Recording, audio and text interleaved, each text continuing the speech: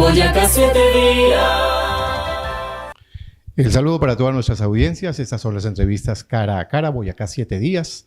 Y estamos hoy con un precandidato muy querido en el departamento de Boyacá y en el país. Tal vez por alguna recordación de su padre, pero no se quiere mucho hablar de eso porque tiene su propia marca de discurso, su propia marca de trayectoria y su propia marca de ejecutorias en nuestro país. Se trata de Juan Manuel Galán. Doctor, bienvenido y gracias por estar en Boyacá y gracias por estar en Boyacá 7 días. Pues muchas gracias por la invitación, por esta oportunidad tan valiosa de poder dirigirme a la audiencia boyacense a través del sistema 7 días, de 7 días Boyacá, y es una gran oportunidad para mí estar acá. Gracias. Hemos visto muy juiciosos sus debates, hemos visto, por supuesto, las controversias de los últimos meses, y no, estando en tierras de libertad, yo no puedo iniciar con otra pregunta más que con alguna confrontación que hay con alguno de los candidatos que integran también esa coalición que ustedes conforman.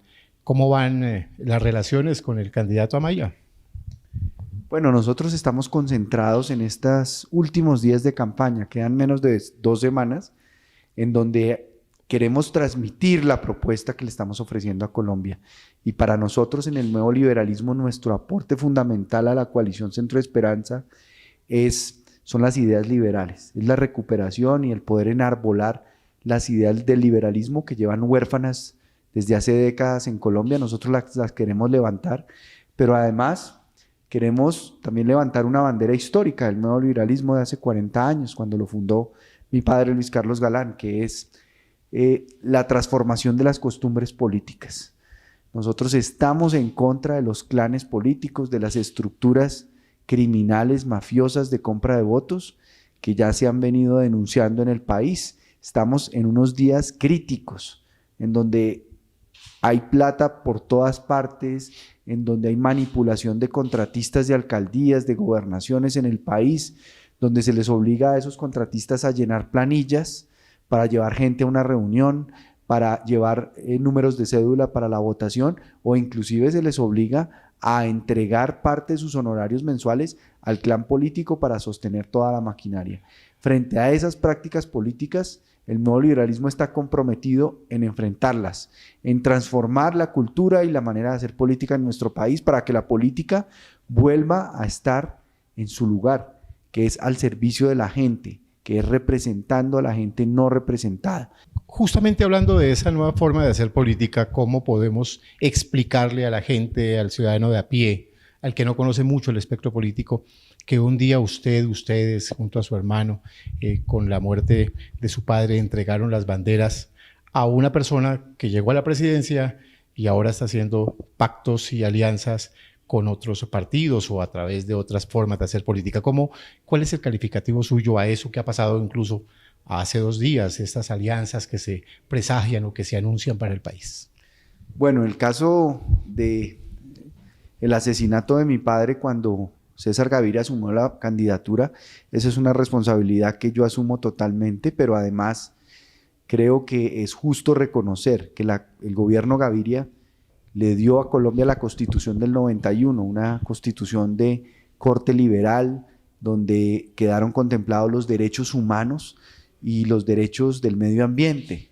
Fue una constitución muy importante en ese sentido. Después de 32 años, yo tenía en esa época 17 años, yo era un adolescente. Después de 32 años, yo estuve en el Partido Liberal, militando, trabajando como senador 3 periodos, pero en el momento en que César Gaviria y el Partido Liberal decidieron apoyar a Duque en el 2018, yo renuncié al Partido Liberal, renuncié a seguir en el Senado para apostarle a la recuperación de la personería jurídica del nuevo liberalismo, que fue el movimiento, el partido que fundó mi padre hace 40 años y que fue exterminado. Más de 50 de sus militantes, integrantes, dirigentes, exconcejales, exalcaldes fueron sistemáticamente asesinados. Entonces recuperamos ese espacio, tuvimos muy poco tiempo para organizarnos, pero ahora pues yo veo que César Gaviria pasó de estar con Duque a estar con Petro.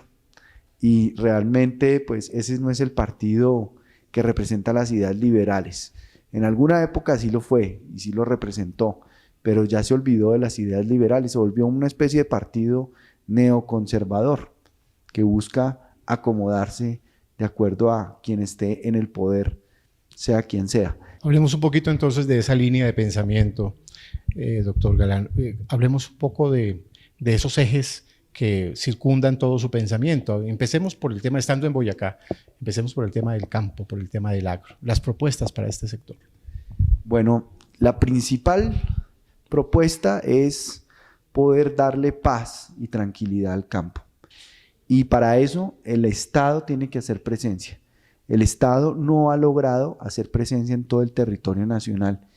Y sin presencia del Estado, y la presencia del Estado no solo es verde, en términos de fuerza pública, de policía y de ejército, es la presencia del Estado integralmente hablando, con la oferta de política social, con saneamiento básico, con infraestructura, con las 6 AES de las que hablaba Héctor Abad Gómez, en El olvido que seremos, quien habló de salud pública en Colombia, las 6 AES que son aire, agua, alcantarillado, abrigo, alimento y afecto.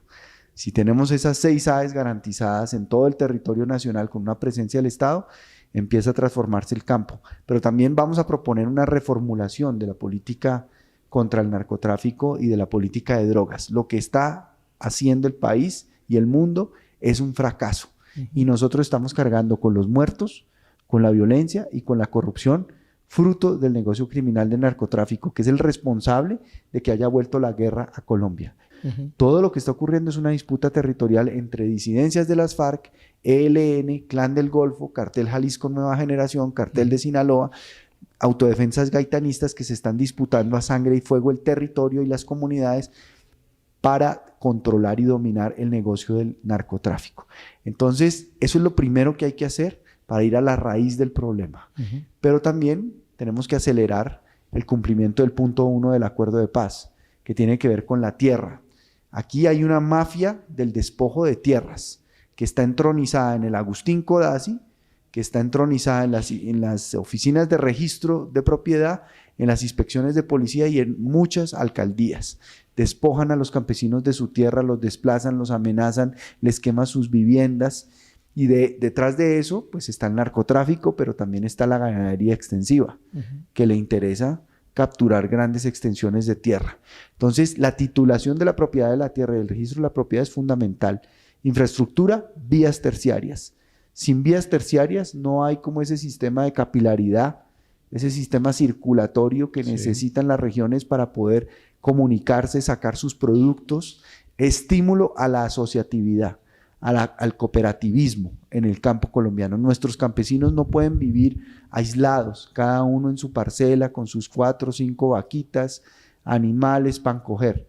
No, hay que buscar organizarlos en cooperativas que les permitan negociar precios de los insumos a la producción más baratos, que les permitan también acceder a crédito a través del título de propiedad de la tierra, también que puede ser individual o colectivo, que puedan acceder a asistencia técnica y a cadenas de comercialización de comercio justo. Y proponemos que se vuelva a crear el IDEMA en Colombia, que fue una institución de la década del 60 muy importante que ayudaba a la sustentación de los precios. Eso se perdió. Y vamos a proponer una renegociación de los tratados de libre comercio para incluir unos nuevos capítulos, un capítulo de biodiversidad, un capítulo de comercio justo y un capítulo de justicia climática. No me quiero apartar de ahí, del campo y de lo que usted acaba de mencionar del narcotráfico, sin preguntarle sobre la propuesta que usted hace, no legalización, sino regulación de la droga. ¿Cómo es este tema? Bueno, aquí yo quiero explicar muy bien en qué consiste la propuesta, porque algunos la han malinterpretado o deliberadamente, de manera maliciosa, la han tergiversado. Nosotros no proponemos legalizar, que es una especie de liberalización. Algo que está prohibido queda permitido, entonces quien quiera pueda comprar, vender o consumir. No, eso no es lo que proponemos. Nosotros lo que decimos es, hoy son las estructuras criminales las que controlan el negocio del narcotráfico, las que determinan quién accede a las sustancias, a qué precio, con qué control de calidad y con qué seguridad. Pero además, pues tienen que relacionarse con grupos violentos. Entonces, lo que proponemos es hacer lo que hizo Estados Unidos con el alcohol. Cuando Estados Unidos prohibió el alcohol, ¿cuál fue la consecuencia? Que aparecieran mafias violentas en ciudades como Chicago. Entonces, ¿qué hicieron los Estados Unidos? Tomaron posesión del negocio del alcohol y lo regularon. Okay. Eso es lo que hay que hacer con el narcotráfico, eso es lo que hay que hacer con todas las sustancias. Establecer un sistema de control y de regulación por parte del Estado en donde los criminales se les acaba el negocio, les capturemos el negocio que es lo que los sustenta, lo que los alimenta en ese resurgimiento de la guerra y de la violencia en nuestro país, donde están asesinando a líderes ambientales, a líderes sociales, a líderes campesinos, a líderes agrarios, a líderes obreros, los están asesinando en los territorios por esa disputa del narcotráfico en buena parte. ¿Qué propongo yo? Que podamos crear una industria de usos lícitos, de usos legales de la hoja de coca, para explotar sus propiedades nutricionales y medicinales y para quitarle la materia prima a los narcotraficantes que con esos químicos que he mencionado la convierten en clorhidrato de cocaína. Hay que controlar los precursores químicos también, porque muchos de esos precursores químicos son importados. Y el lavado de activos. Entre Caucasia, Antioquia y Tibú, norte de Santander, semanalmente se efectúan 250.000 giros y remesas, que son en su mayoría lo que llaman pitufeo, que es lavado de activos. Eso también hay que controlarlo.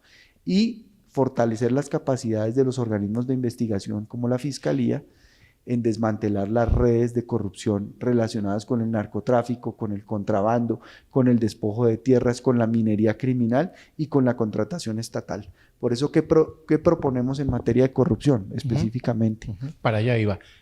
Contraloría, las reformas de Contraloría, Procuraduría, que le hemos escuchado a usted, pero no tanto de acabarla, sino también como la droga, hacer una regulación de estos organismos del Estado.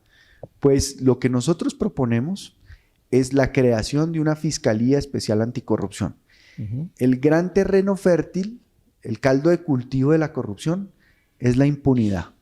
Cuando la gente siente que no hay consecuencias, cuando se roban los recursos públicos, que tienen además víctimas de carne y hueso por el robo de esos recursos, cuando no hay un disuasivo, que es la justicia, cuando la gente ve que no hay justicia frente a las grandes redes de corrupción, pues pierde la fe y pierde la confianza. Entonces, proponemos crear una Fiscalía Especial Anticorrupción, independiente totalmente de la Fiscalía General de la Nación, con un fiscal especial anticorrupción del perfil, por ejemplo, de Iván Velázquez en Centroamérica, que tenga equipos de fiscales especializados, de 15 o 20 fiscales con dedicación exclusiva a una gran red de corrupción, como puede ser Centros Poblados, que le robó a los niños campesinos la posibilidad de conectarse a internet, o el cartel de La Toga, o de Brecht, o el cartel de la compra de votos en la costa Caribe, o todos los escándalos que a diario se presentan en materia de corrupción. Entonces se requieren unos instrumentos acordes con el desafío,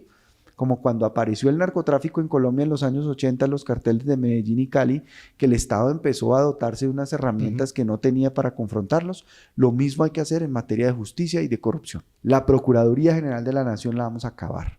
Son 2 billones de pesos que nos cuesta anualmente la Procuraduría y que perfectamente las funciones de ese organismo, en donde yo no niego que hay gente valiosa, gente que ha hecho carrera, que ha hecho méritos para avanzar y progresar durante muchos años en la carrera en la Procuraduría.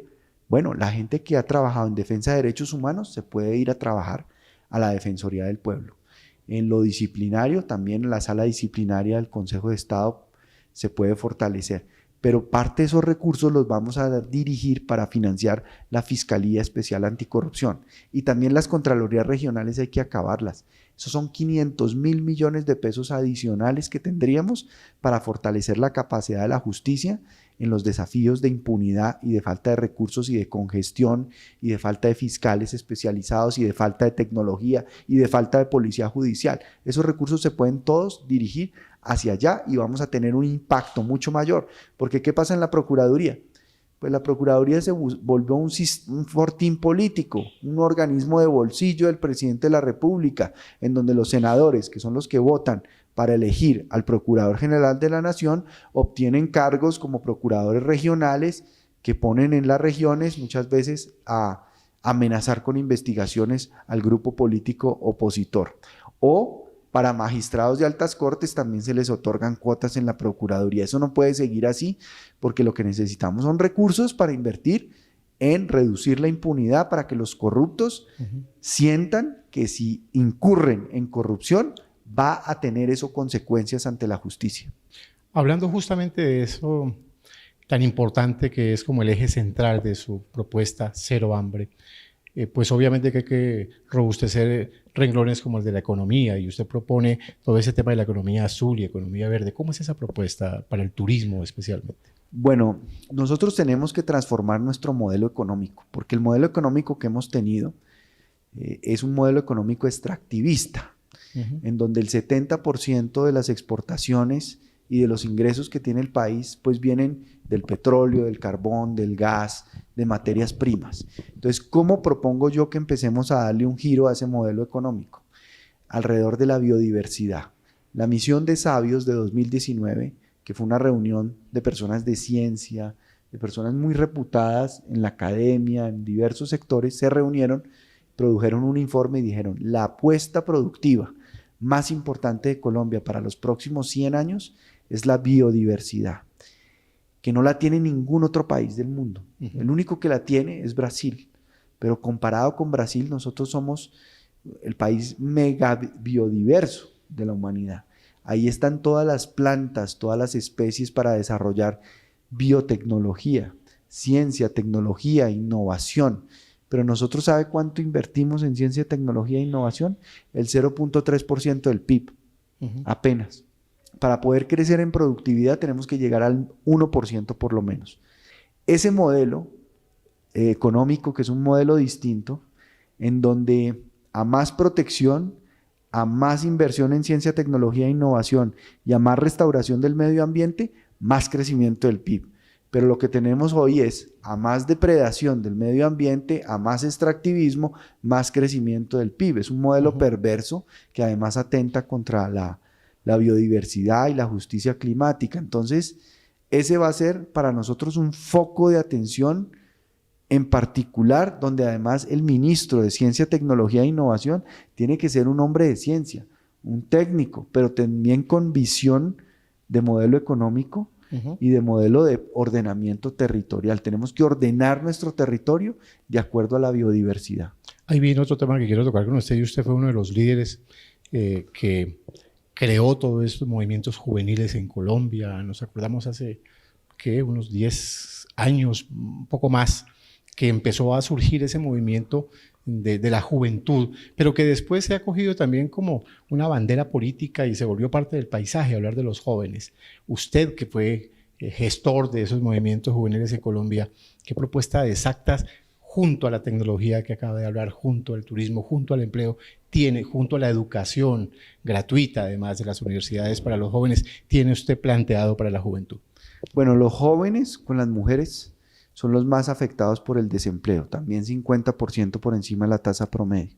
Y hoy un joven pues se encuentra con la dificultad de que como no tiene experiencia, entonces no le abren un espacio para trabajar.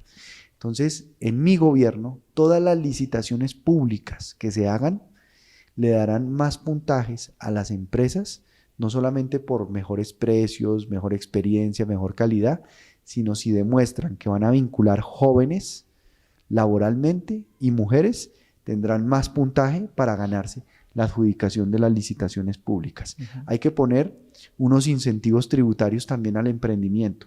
Muchos jóvenes sueñan con ser emprendedores, pero se estrellan contra la DIAN, contra el sistema impositivo que los quiebra, que no les permite superar el valle de la muerte de un emprendedor, que son los 6 primeros años, donde se consolida la empresa y trasciende. Entonces, en esos 6 años del valle de la muerte, vamos a tener una DIAN socia de los emprendimientos, y no que persiga a los emprendedores, no que les ponga multas, no que les ponga unos impuestos que los ahogan y que los asfixien.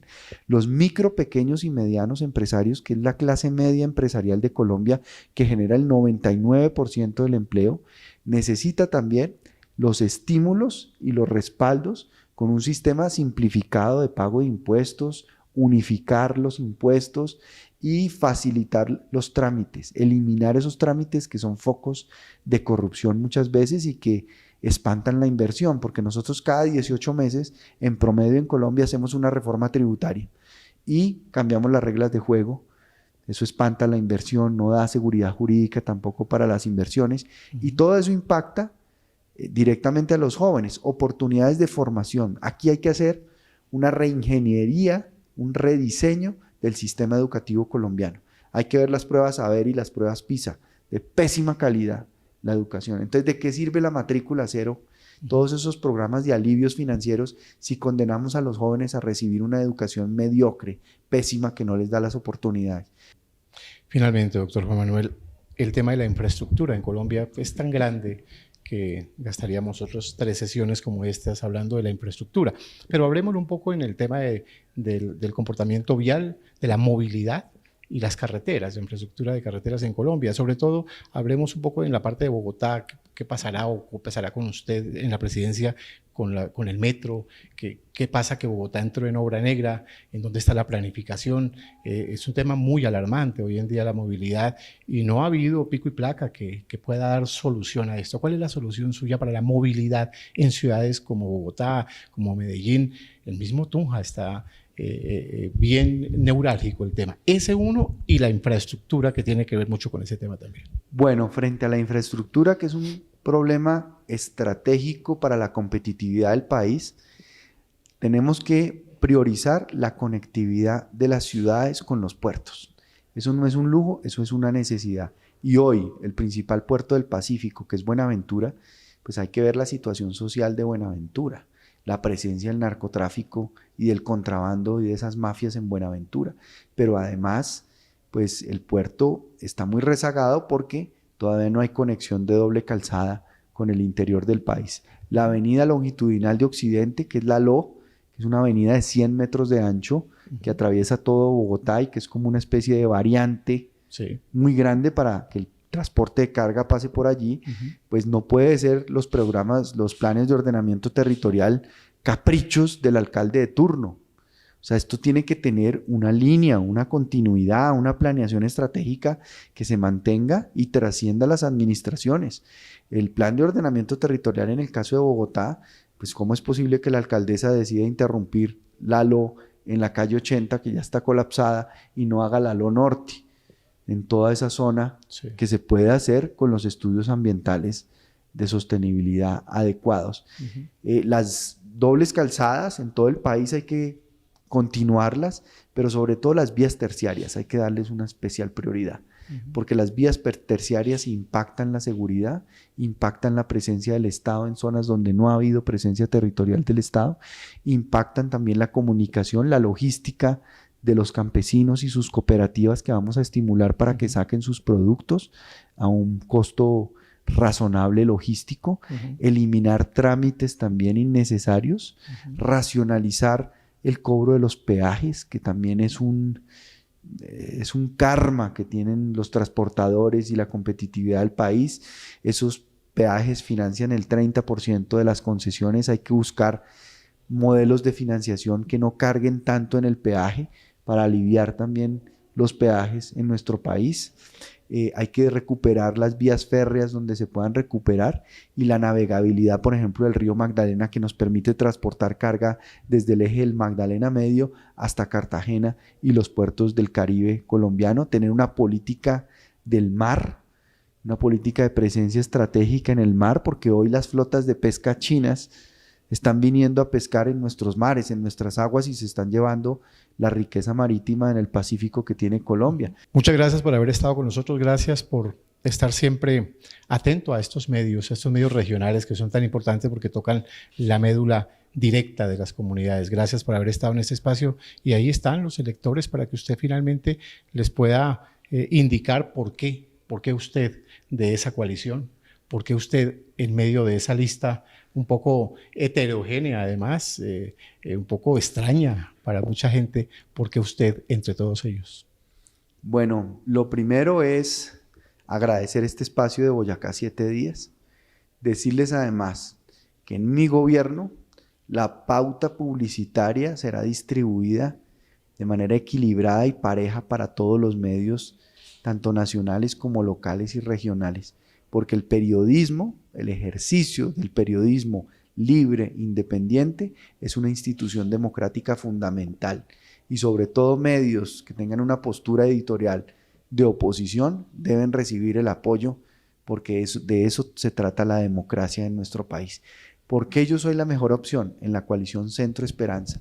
Porque yo defiendo y represento las ideas liberales que hoy están huérfanas, abandonadas, que el Partido Liberal decidió abandonar, las hemos recogido en el nuevo liberalismo y nos hemos comprometido con ellas y las queremos enarbolar. Ideas de cambio, de progreso, de justicia social, de oportunidades para todos. Y convocamos a los ciudadanos, a ustedes los que nos están viendo, dependemos 100% de ustedes, de su voto libre, a conciencia, digno, que nos acompañe el próximo 13 de marzo, pidiendo el tarjetón de la consulta presidencial Centro Esperanza y votando por el nuevo liberalismo, por Juan Manuel Galán. Bueno, él es Juan Manuel Galán, precandidato presidencial de la coalición Centro Esperanza. Muchas gracias y esperamos que regrese por esta tierra ya con otros bríos, en otras condiciones, y se acuerde siempre de esta tierra del su merced. Muchas gracias, muy amables a todos ustedes.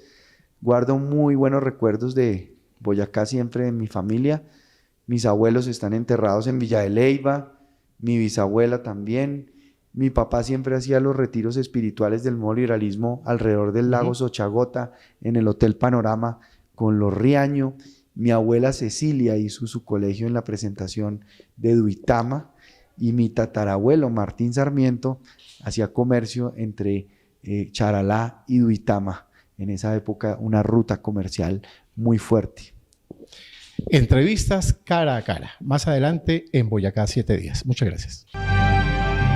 Boyacá 7 días, con la